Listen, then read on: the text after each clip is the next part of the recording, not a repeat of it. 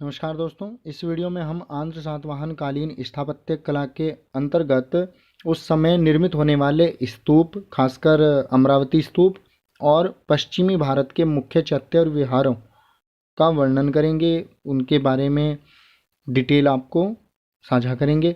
आइए शुरू करते हैं। सातवाहन सम्राटों की धार्मिक सहिष्णुता की नीति से दक्षिण भारत में बौद्ध कला को बहुत अधिक प्रोत्साहन मिला। सातवाहन काल में बौद्ध स्थापत्य कला की प्रगति दो रूपों में देखने को मिलती है। पहला है स्तूप, दूसरा है चैत्यगृह तथा विहार। स्तूप की बात करें तो इस समय नए स्तूपों का निर्माण हुआ और प्राचीन स्तूपों का जीर्णोद्धार हुआ, यानी कि मरम्मत कराई गई। लेकिन दुर्भाग्यवश उस समय के कोई भी स्तूप जो है आज पूरी तरह से सुरक्षित नहीं है, यानी कि पूर्ण अवस्था में हमें प्राप्त नहीं होते हैं। अमरावती स्तूप,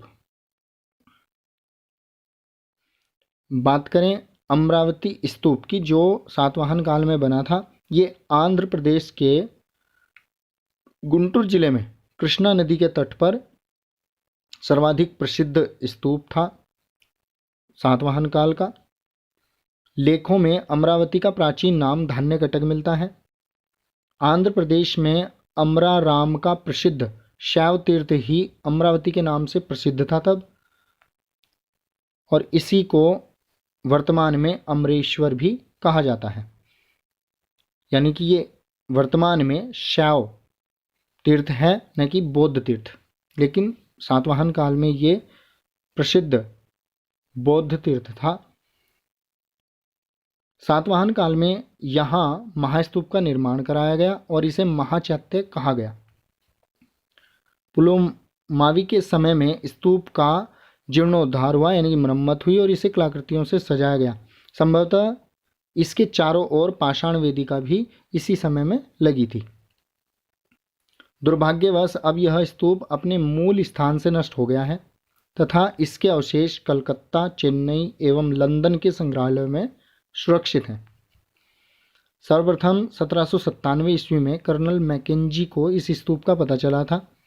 उन्होंने वहां से प्राप्त शिलापट्टों और मूर्तियों के सुंदर रेखाचित्र तैयार किए थे। 1840 ईस्वी में इलियट ने स्तूप के एक भाग की खुदाई करवाई थी, जिसमें उन्हें कई मूर्तियां प्राप्त हुई थी। संभवतः स्तूप का व्यास 162 फीट था तथा वेदिका का जो घेरा था वो 800 फीट का था और इसमें 9 फीट ऊंचे 136 स्तंभ यानी कॉलम लगे थे। अमरावती स्तूप के प्रत्येक अंग पर व्यापक कलात्मक अलंकरण मिलता है। अमरावती स्तूप के निर्माण के प्रारंभिक काल यानी कि ईसा पूर्व 200 से ईसा पूर्व 100 यानी कि 200 ईसा पूर्व से 100 ईसा पूर्व का जो काल था उसमें अर्ध स्तंभ और स्तंभ शीर्ष पर विभिन्न प्राणियों एवं बुद्ध के प्रतीकों आदि का अंकन किया गया था। लेकिन तब तक बुद्ध की मूर्ति गढ़ने की परंपरा प्रारंभ नहीं हुई थी, यानी कि तब मूर्ति जो थी गौतम बुद्ध की वो नहीं बनाई जाती थी। 200 ईसा पूर्व से 100 ईसा पूर्व तक, 100 ईसा पूर्व से 100 ईस्वी के दौरान शिल्पकारी पहले की अपेक्षा भव्य और सुंदर थी और बुद्ध प्रतीक और बुद्ध मूर्ति दोनों ही बनाए गए थे इस समय में। इस दौरान बनाए गए कुछ दृश्य जैसे महाभिनिष्क्रमण और मार विजय अति उत्कृष्ट हैं। महाभिनिष्क्रमण 29 वर्ष की आयु में गौतम बुद्ध के घर त्याग की घटना है जो कि 534 ईसा पूर्व में घटित हुई थी। और बात करें मार विजय की तो ईसाई और इस्लाम परंपराओं की तरह बौद्धों में भी शैतान तुल्य एक अवधारणा है जिसे मार की संज्ञा दी गई है। कहा जाता है कि जब ये गौतम बुद्ध घर त्याग कर रहे थे तो नगर के द्वार पर जब ये पहुँचे तो इनको मार का सामना करना पड़ा, यानी कि मार इनको मिला और उन्होंने कहा कि 7 दिन के अंदर वो गौतम बुद्ध को चक्रवर्ती सम्राट बना देंगे। लेकिन सिद्धार्थ ने उनके इस प्रलोभन को छोड़ दिया और वे अपने लक्ष्य पर आगे बढ़ गए। बाद में जब ये बोधि वृक्ष के नीचे संबोधि प्राप्ति के लिए बैठे तप करने के लिए, तो ये स्वयं जो मार था, जो शैतान था, वो एक विकराल हाथी जिसका नाम था गिरिमेखल, उस पर सवार होकर के बुद्ध पर आक्रमण करने लगा। और इसने जब ये यानी कुछ नहीं बिगाड़ पाया उसका, तो अंतिम शस्त्र चक्कायध से इन्होंने गौतम पर प्रहार किया, जो कि उनके सिर पर एक फूलों की छत्र बनकर स्थिर हो गया। अपने अंतिम वार को भी विफल होते जाता देख इसने चिल्लाकर के कहा कि ओ गौतम, तुम जहाँ बैठे हो वह आसन मेरा है, यानी कि वहाँ से उड़ जाना चाहिए, तुम्हें वहाँ बैठने का कोई अधिकार नहीं है। मार के इस झूठे अभियोग को सुनकर गौतम ने अपनी मध्यमा उंगली से पृथ्वी को स्पर्श किया और धरती से साक्ष्य देने को कहा। तब धरती ने भयंकर गर्जना के साथ में यानी कि साक्षी होने का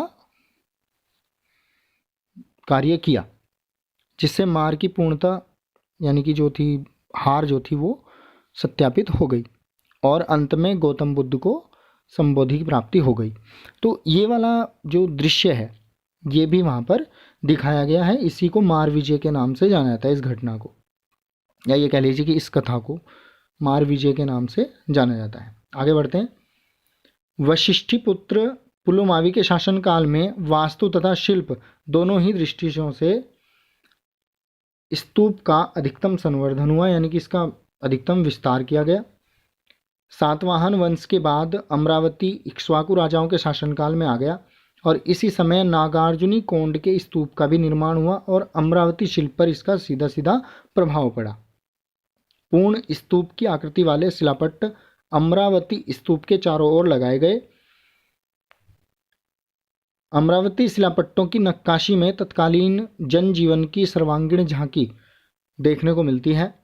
निर्धन व्यक्ति की कुटिया से लेकर भिक्षुओं के दुमंजिले विहार, राजमहल, बुद्ध चरित्र तथा जातक कथाएं सभी अत्यधिक निपुणता के साथ में उत्कीर्ण की गई हैं। यहाँ पर बात करें चैत्यगृह और विहार की, तो पर्वत गुहाओं को खोदकर गुहा विहार बनवाने की जो परंपरा मौर्य काल में प्रारंभ हुई थी वह सातवाहन काल में उन्नति के शिखर पर पहुंच गई। खुदाई के कार्य को शैलकर्म यानी कि शैल कर्म तथा खुदाई करने वाले को शैलवड्ढकी यानी कि शैलवर्धकी कहा जाता था। उत्कीर्ण गुफा को कीर्ति और उसके प्रवेश द्वार को कीर्ति मुख कहा जाता था। गुफा के सम्मुख चट्टान काटकर जो स्तंभ तैयार किए जाते थे उन्हें कीर्ति स्तंभ कहा जाता था। सातवाहन काल में पश्चिमी भारत में पर्वत गुफाओं को काटकर चैत्यगृह और विहारों का निर्माण किया गया। चैत्य का शाब्दिक अर्थ है चिता संबंधी। शवदाह के पश्चात बचे हुए अवशेषों को भूमि में गाड़कर उनके ऊपर जो समाधियां बनाई गई उन्हें ही प्रारंभ में चैत्य या स्तूप कहा गया था। ये दो प्रकार के होते थे, एक तो पहाड़ों को काटकर बनाए गए चैत्य और दूसरे थे ईंट पत्थरों की सहायता से खुले स्थान में बनाए गए चैत्य। चैत्यगृह वास्तव में प्रार्थना भवन यानी कि गुहा मंदिर होते थे और जो स्तूपों के समीप बनाए जाते थे, जबकि विहार जो थे वो भिक्षुओं के रहने के लिए मठ होते थे। चैत्यगृहों की संख्या तो कम है लेकिन गुहा विहारों की बहुत बड़ी संख्या में मिलती है, लगभग 100 बल्कि 100 से भी ज़्यादा ही मिलती है। चैत्यगृह में मुख्यतः 3 अंग होते थे। मध्यवर्ती कक्ष जिसको नाभि या मध्यविथि भी कहा जाता है, दूसरा है मंडप तथा महामंडप और तीसरा है स्तंभ। ये 3 अंग थे चैत्यगृह के। पश्चिमी भारत में इस समय अनेक चैत्यगृहों का निर्माण करवाया गया था। इन्हें 2 भागों में विभाजित किया जा सकता है, हीनयानी और महायानी। हीनयान मत में बुद्ध की मूर्ति नहीं बनती थी और प्रतीकों के माध्यम से ही उन्हें व्यक्त कर पूजा जाता था। इस दृष्टि से गुफा में स्तूप को ही स्थापित कर उसकी पूजा की जाती थी। सातवाहन कालीन गुफाएं हीनयान मत से संबंधित हैं क्योंकि इस समय तक महायान का उदय नहीं हुआ था, अतः उनमें कहीं भी बुद्ध की प्रतिमा नहीं पाई जाती और उनका अंकन पादुका, आसन, स्तूप, बोधि वृक्ष आदि के माध्यम से किया गया है। यानी कि जो प्रारंभिक गुफाएं हैं, सातवाहनकालीन गुफाएं हैं जो प्रारंभिक, वो 100 ईसा पूर्व तक की हैं। हीनयान धर्म से संबंधित प्रमुख चैत्यग्रह हैं भाजा, कोंडाना या कोंडाने, पीतलखोरा, अजंता, अजंता की 9वीं और 10वीं गुफा, बेड़सा, नासिक तथा कारले, जिनका हम अब थोड़ा विस्तार से वर्णन यहाँ पर करेंगे, जानेंगे उनके विषय में। कारले जो कि सबसे प्रसिद्ध सातवाहन कालीन चैत्य और विहार है, ये आप यहाँ पर देख सकते हैं। सबसे बाईं ओर ये चैत्य है, इसमें ये स्तूप है, और ये जो बीच में आप देख रहे हैं, आप देख रहे होंगे बाईं ओर की जो आप देख रहे हैं चित्र, उसमें ये कॉलम लगे हुए हैं, तो कॉलम का ये यहाँ पर पूरा अच्छे से दिखाया गया है बड़ा करके। इस तरह का ये कॉलम है, कॉलम का शीर्ष है। और इधर जो आप देख रहे हैं सबसे राइट हैंड साइड पे, वो मंदिर है जो कि कारले गुफा के पास में बना हुआ है। ये एक देवी का मंदिर है। इसके बारे में जो डिटेल है कारले की गुफाओं के विषय में, वो इस प्रकार से कि महाराष्ट्र के पुणे जिले में स्थित भोरगाड़ नामक पहाड़ी पर कारले की गुफाएं खोदी गई हैं। कलात्मक दृष्टि से ये सबसे महत्वपूर्ण है। यहाँ एक भव्य चैत्यग्रह और 3 विहार हैं। यह चैत्यग्रह सबसे बड़ा और सबसे सुरक्षित दशा में, यानी कि उस समय के बनने वाले जो चैत्यग्रह थे उनमें सबसे बड़ा और सबसे सुरक्षित ये चैत्य है, यानी कि सबसे सुरक्षित अवस्था में है अभी। यह चैत्यग्रह मुख्य द्वार से पीछे के द्वार तक 124 फीट 3 इंच लंबा, 45 फुट 5 इंच चौड़ा और 46 फुट ऊंचा है। इसके सामने का भाग 2 मंजिला है। कारले चैत्य में एक लेख खुदा है जिसके अनुसार वैजयंती के भूतपाल नामक श्रेष्ठी मतलब व्यापारी ने संपूर्ण जम्बू द्वीप में उत्कृष्ट इस शैलग्रह को निर्मित करवाया था, यानी कि इस चैत्यग्रह को निर्मित करवाया था। संभवतः कारले चैत्य का निर्माण वशिष्ठपुत्र पुलमावी के शासनकाल में ईसा की 2री शती के मध्य में कराया गया था। कारले के तीनों विहारों का निर्माण साधारण कोटि का है। एक गुहा विहार में हरपान नामक पारसी व्यक्ति का नाम अंकित है जिसने इसे दान दिया था, यानी कि इस चैत्य को दान दिया था, दान दिया होगा कुछ थोड़ा बहुत इस चैत्य को हरफान नामक व्यक्ति ने। दूसरा है पश्चिम भारत के प्रमुख चैत्य और विहारों में भाजा, ये आप यहाँ पर देख सकते हैं, ये इसका चित्र है भाजा चैत्य का। यह महाराष्ट्र के पुणे जिले में स्थित भोर घाट में कारले के दक्षिण में है। भाजा की गुफाओं का उत्कीर्णन ईसा पूर्व 2री शती में प्रारंभ में हुआ था। ईसा पूर्व 2री शताब्दी के प्रारंभ में इसका उत्कीर्णन शुरू हुआ। इनमें एक विहार, एक चैत्यग्रह तथा 14 स्तूप हैं। चैत्यग्रह में कोई मूर्ति नहीं है, अपितु मंडप के स्तंभों पर त्रिरत्न, नंदीपद, श्रीवत्स, चक्र आदि उत्कीर्ण किए गए हैं। स्तंभों की कुल संख्या 27 है। तीसरा है बेड़सा, जो प्रमुख चैत्य और विहार है वो तीसरा है बेड़सा। और बेड़सा का ये आप यहाँ पर चित्र देख सकते हैं, ये इस तरह से है। ये जो आप शुरू में देख रहे हैं ये इसका द्वार है। यहाँ पर आप देखेंगे दूसरे वाले में तो ये विहार हैं और ये यहाँ पर चैत्यग्रह में स्तूप का चित्र है बेड़सा में। कारले के दक्षिण में 10 मील दूर बेड़सा स्थित है। यहाँ की गुफाएं अधिक सुरक्षित दशा में हैं जैसे कि कारले की थी। काष्ठ शिल्प से पाषाण शिल्प में रूपांतरण बेड़सा में दर्शनीय है, यानी कि पहले लकड़ी का इस्तेमाल होता था, तो लकड़ी की शिल्प और पाषाण शिल्प दोनों ही यहाँ पर देखने को मिलते हैं, यानी कि पत्थर की शिल्पकारी और लकड़ी पर की गई शिल्पकारी यहाँ पर देखी जा सकती है। इसके स्तंभ 25 फीट ऊंचे हैं। ये अष्टकोणीय हैं तथा इनके शीर्ष पर पशुओं की आकृतियां खुदी हुई हैं और कुछ पशुओं पर मनुष्य भी सवार हैं। चैत्य में अंदर जाने के लिए 3 प्रवेश द्वार हैं। बेड़सा चैत्यगृह के पास आयताकार विहार भी बना हुआ है। चौथा है कोंडाने या कोंडाना। महाराष्ट्र के कुलावा जिले में स्थित कोंडाने के चैत्य और विहार का निर्माण ईसा पूर्व की 2री शताब्दी में करवाया गया था। यहाँ का विहार प्रसिद्ध है, जो पूर्णतया काष्ठ शिल्प से निर्मित है, यानी कि लकड़ी की शिल्पकारी वहाँ पर देखने को मिलती है। ये आप यहाँ पर देख सकते हैं।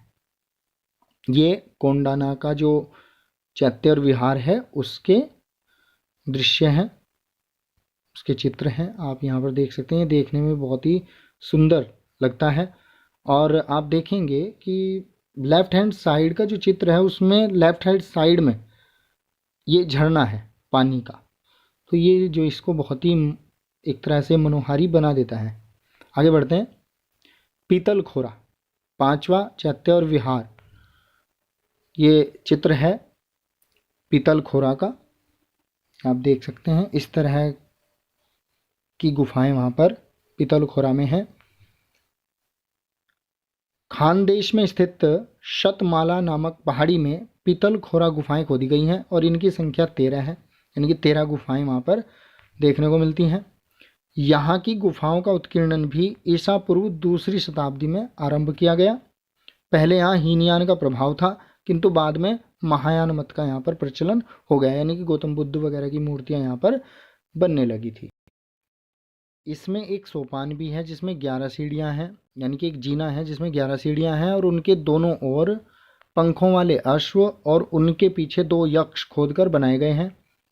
द्वार स्तंभ पर कमल आसन पर बैठी लक्ष्मी का चित्र है, जिसके दोनों हाथों में सनाल कमल दिखाए गए हैं और 2 हाथी जो हैं वो लक्ष्मी को जलाभिषेक कर रहे हैं।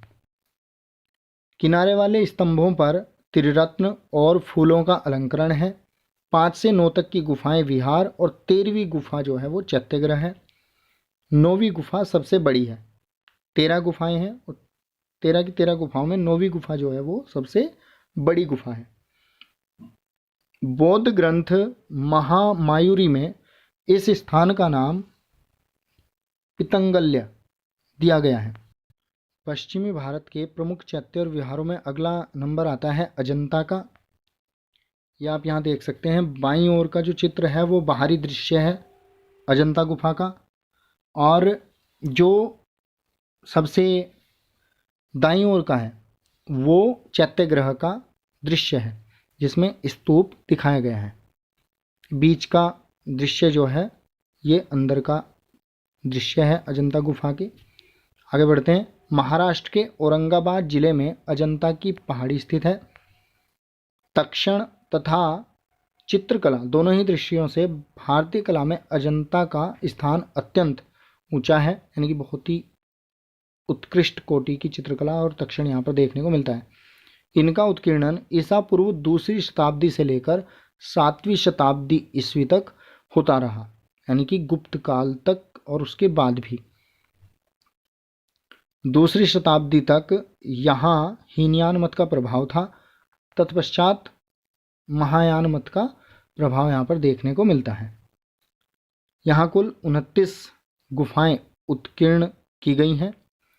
इनमें 4 गुफाएं जो हैं, पहली, दूसरी, 9वीं और 10वीं, वो चैत्य हैं और शेष 25 जो हैं वो विहार हैं। अजंता की 10वीं गुफा को सबसे प्राचीन चैत्य माना जाता है, जिसका काल ईसा पूर्व 2री शताब्दी है। इसके मंडप और प्रदक्षिणापथ के बीच 59 स्तंभों की पंक्ति है। 12वीं गुफा सबसे प्राचीन है, जो 10वीं गुफा चैत्यगृह से संबंधित है। चैत्यगृह सबसे प्राचीन है 10वीं गुफा, और उससे संबंधित जो सबसे प्राचीन गुफा है वो है 12वीं। 9वीं चैत्य गुहा के साथ 8वीं विहार गुहा का निर्माण हुआ। यह हीनयान से संबंधित है और अन्य गुफाएं जो हैं वो महायान से संबंधित हैं। अजंता की 5 गुफाएं क्रमशः 10, 9, 8, 12 तथा 13 जो हैं वो प्रारंभिक चरण की हैं, यानी कि ये हीनयान मत से संबंधित हैं सारी की सारी 5 की 5। ठीक है, ऊपर 13वीं का जिक्र नहीं है, तो ये जो 13वीं गुफा है ये भी हीनयान मत से संबंधित है। कालांतर में अन्य गुफाएं उकेरी गई।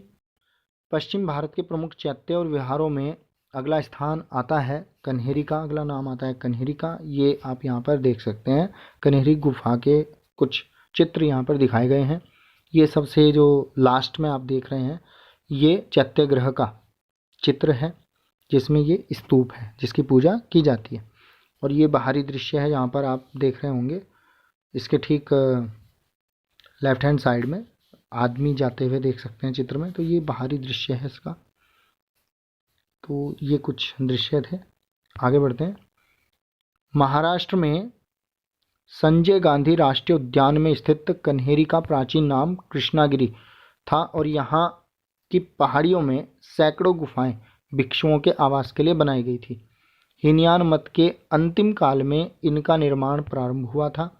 सातवाहन राजाओं के समय में अधिकांश गुफाएं उत्कीर्ण करवाई गई थी, यानी कि बाद में भी इनका उत्कीर्णन हुआ, लेकिन सातवाहन राजाओं के समय में अधिकांश गुफाएं जो थी वो उत्कीर्ण करवा दी गई थी।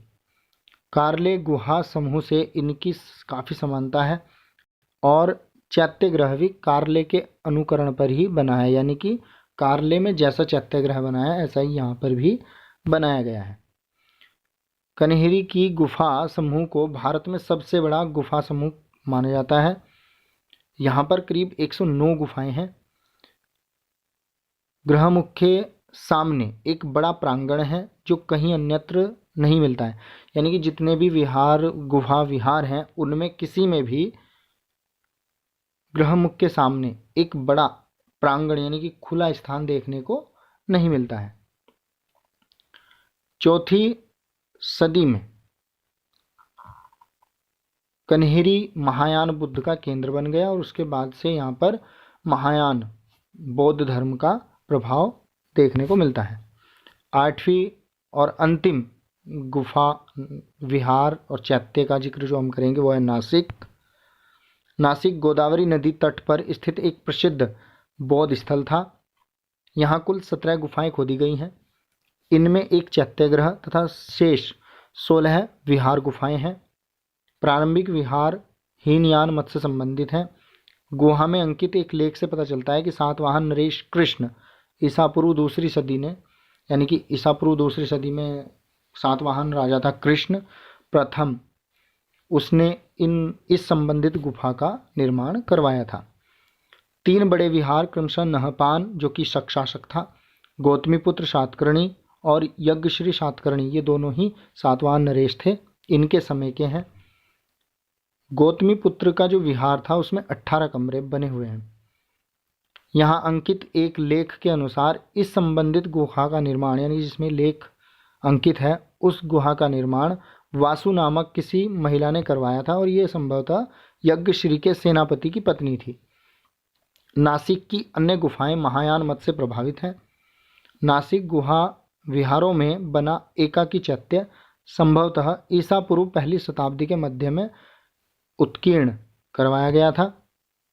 नासिक चैत्यग्रह को पांडुलेण कहा जाता है। तो ये कुछ जानकारी थी आंध्र सातवाहनकालीन स्थापत्य कला की जो हमने इस वीडियो में आपसे साझा की है। उम्मीद करता हूँ ये वीडियो आपको पसंद आया होगा। Thanks for watching. Please like and share the video and subscribe my channel.